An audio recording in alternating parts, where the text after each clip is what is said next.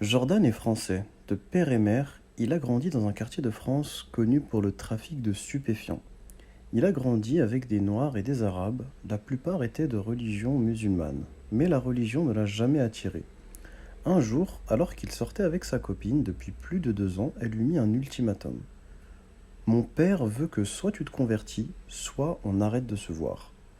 La jeune femme était déterminée et pour elle c'était impensable de ne pas écouter son père. Jordan, lui, refusa net. Ils se disputèrent et mettent un terme à leur relation. Quelques mois plus tard, il trouva une nouvelle copine qui ressemblait comme deux gouttes d'eau à l'ancienne. Mais cette fois-ci, pour ne pas revivre une nouvelle fois une dispute qui mettra fin à la relation, il lui dit dès le départ: L'islam t'inquiète pour tes parents, moi je suis converti depuis 3 ans déjà. Ce jeune qui ne connaissait même pas un mot d'arabe et ne serait-ce qu'un des 5 piliers de l'islam lui dit qu'il était musulman. La jeune femme, toute contente, lui répondit: Masha'Allah, c'est vraiment trop beau.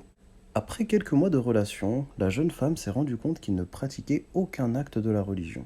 Et pire encore, qu'il ne connaissait même pas la Shahada, donc elle décida de le quitter.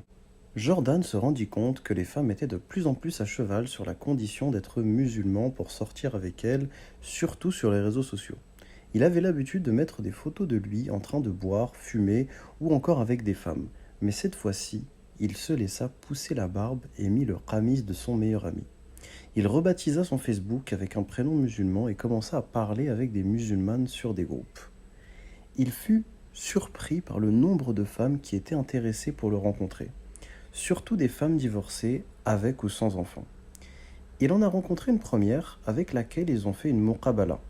La femme l'a invité une seconde fois chez elle pour faire le halal. Il accepta et se maria avec la sœur, mais pour lui, le halal n'était pas réellement un mariage, mais un simple dîner. Il n'a pas habité avec cette sœur et la voyait uniquement à l'hôtel. Au bout de quelques semaines, il décide de refaire la même chose avec une, ensuite deux, et trois, jusqu'à faire ça toute l'année avec toutes les sœurs avec qui il parlait sur les réseaux sociaux. Des jeunes hommes comme Jordan, il y en a beaucoup.